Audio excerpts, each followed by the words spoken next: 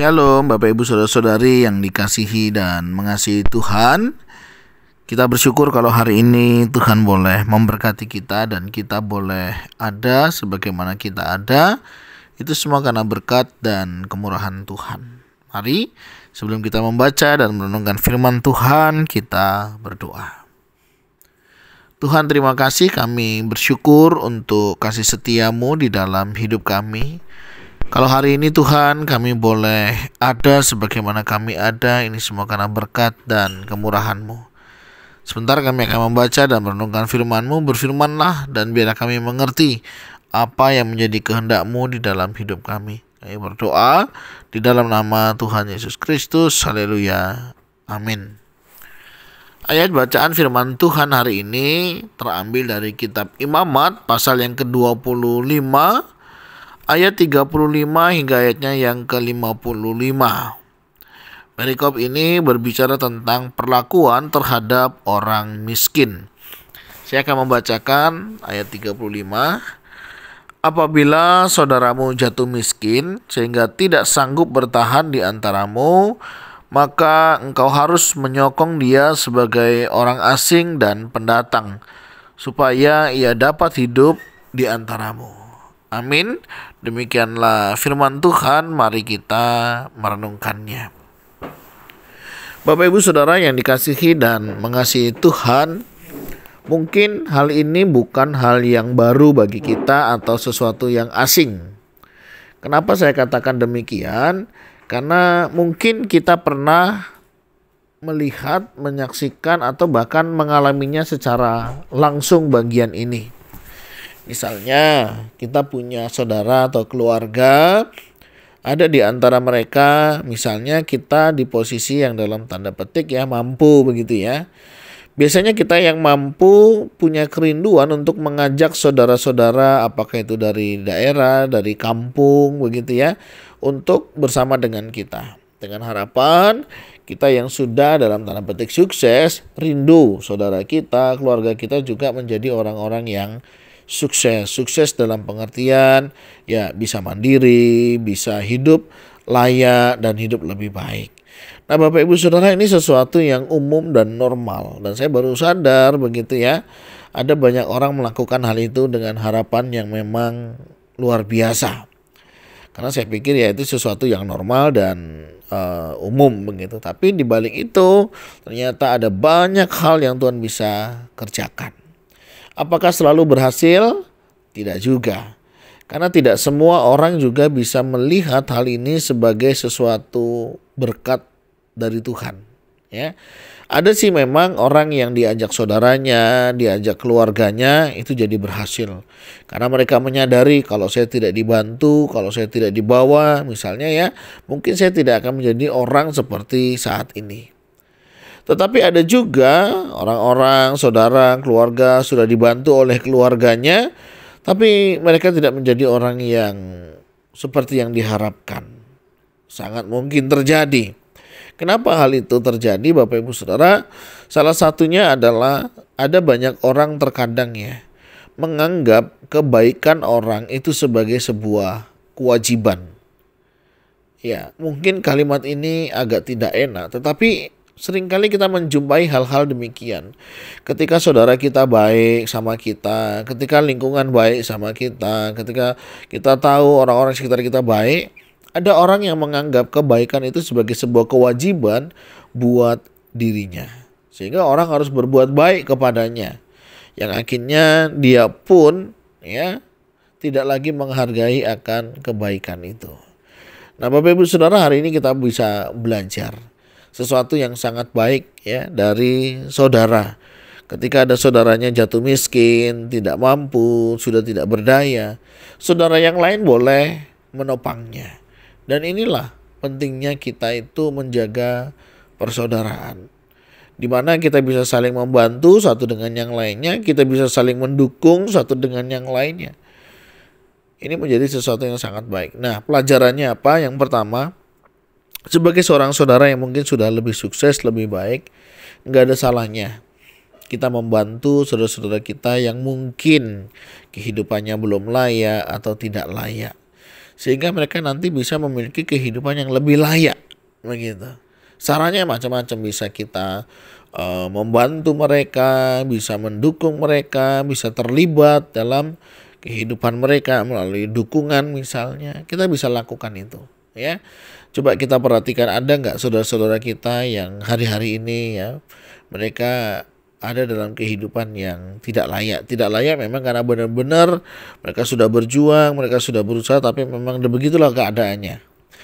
Tetapi kan ada juga memang yang dengan sengaja menggunakan ya ketidakberdayaannya, ketidakmampuannya, kemiskinannya untuk mencari keuntungan. Ada juga orang-orang yang demikian ya, karena tahu orang sekitarnya itu penuh dengan belas kasihan begitu ya, sehingga dia menjual penderitaannya untuk mendapatkan keuntungan dan mendapatkan belas kasihan dari orang lain. Ya memang kita perlu waspada. Tapi sebagai saudara, hendaknya kita boleh tahu akan hal ini dan kita bisa menempatkan posisi kita sebagaimana mestinya. Nah, posisi yang kedua, yaitu bagian yang kedua adalah sebagai orang yang ditolong. Ya, bagaimana seharusnya sikap kita? Yang pertama, kita harus belajar menghargai orang yang menolong kita. Kenapa? Karena kita menjadi beban buat mereka. Beban dalam pengertian menjadi pemikiran buat mereka, menjadi sesuatu yang harus mereka pikirkan, harus mereka usahakan. Jadi artinya mari kita belajar menghargai ya akan perjuangan mereka yang sudah rela baik waktu, tenaga, pikiran memikirkan kita. Apakah mungkin mengundang kita dari daerah dibawa ke kota ya supaya kita bisa lebih baik, lebih maju, lebih mapan, lebih layak penghidupannya. Mari kita belajar menghargai. Ini penting, karena ada banyak orang terkadang tidak menghargai dan menganggap ini sebagai sebuah kewajiban kalau saudara saya itu membantu saya. Sehingga akhirnya dia tidak mengalami perubahan dan dia juga tidak mengalami sesuatu yang berbeda. Bagian yang ini juga kita belajar setelah kita belajar menyadari, ya, belajar mengucap syukur, belajarlah juga untuk hidup lebih mandiri. Artinya itu sebagai batu loncatan di mana kita sedang dalam sebuah proses ya. Jangan anggap udahlah keluargaku udah baik, aku sudah dikasih makan, aku sudah dikasih tempat tinggal, ya saudara tenang saja, begini saja hidupku sudah cukup. Tidak saudara, justru itu sebagai motivasi untuk kita menjadi lebih baik lagi. Ya, saya tuh banyak menemukan kasus-kasus begini ya. Misalnya kalau Bapak Ibu contoh itu ya, ini yang sederhana ya, ada tukang bakso. Nanti yang jualan itu dari kampungnya, anak-anak saudaranya. Waktu saya tanya, kenapa Pak ini kok bisa banyak ini? Oh ya, ini saudara saya, ini keponakan, ini dari keluarga ini. Saya pengen mereka juga berhasil. Saya berharap mereka di tempat saya juga nggak lama, 2-3 tahun mereka sudah bisa belajar, nanti mereka bisa mengembangkan usaha pekerjaan mereka sendiri. Oh, saudara, itu sesuatu yang menurut saya luar biasa. Dia tidak hanya dipekerjakan tetapi juga diperlengkapi, ke depan mereka bisa buka usaha yang sama dan mereka tidak takut untuk disaingi.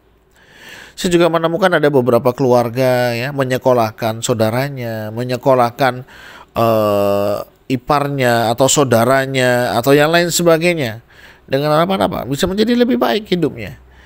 Nah, responnya apa? Ya harus baiklah, harus menghormatilah, harus menyadarilah apa yang menjadi bagian kita.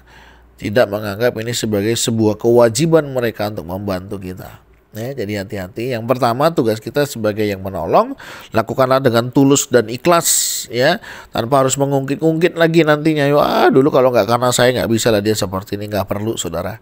Ya, itu sudah menjadi bagian kita. Nah, sebagai orang yang ditolong ya belajar tahu berterima kasih dengan mengerjakan lebih maksimal dan tunjukkan dengan prestasi.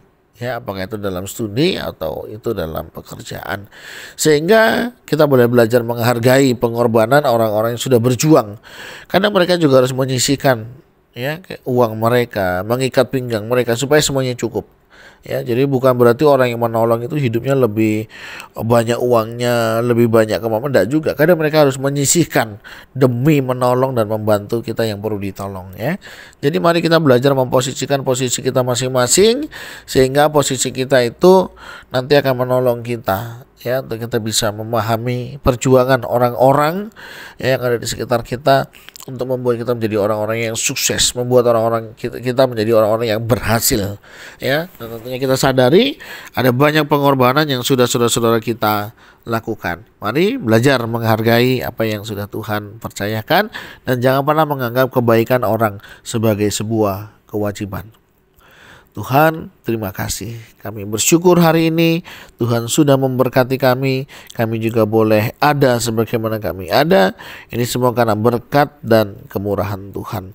Terima kasih ya Tuhan. Sebentar kami juga mau melanjutkan aktivitas kami. Tuhan juga berkati. Berdoa untuk orang-orang yang sudah dan boleh memperhatikan saudara keluarga mereka dengan harapan mereka bisa menjadi lebih baik. Kiranya Tuhan juga yang memberkati. Begitu juga mereka yang diangkat derajatnya, mereka yang diangkat kehidupannya, Tuhan juga ingatkan mereka untuk mereka juga bisa melakukan hal yang sama sehingga banyak orang yang tertolong dan terbantu. Juga Tuhan tolong kami untuk kami boleh menjadi bagian di dalamnya, untuk kami juga boleh melakukan apa yang menjadi kehendak Tuhan. Terima kasih Tuhan, terima kasih. Ini doa seru kami yang kami naikkan di dalam satu nama Tuhan Yesus Kristus. Haleluya. Amin. Bapak Ibu Saudara, demikianlah renungan kita hari ini. Kiranya Tuhan Yesus menolong dan memberkati setiap kita. Shalom.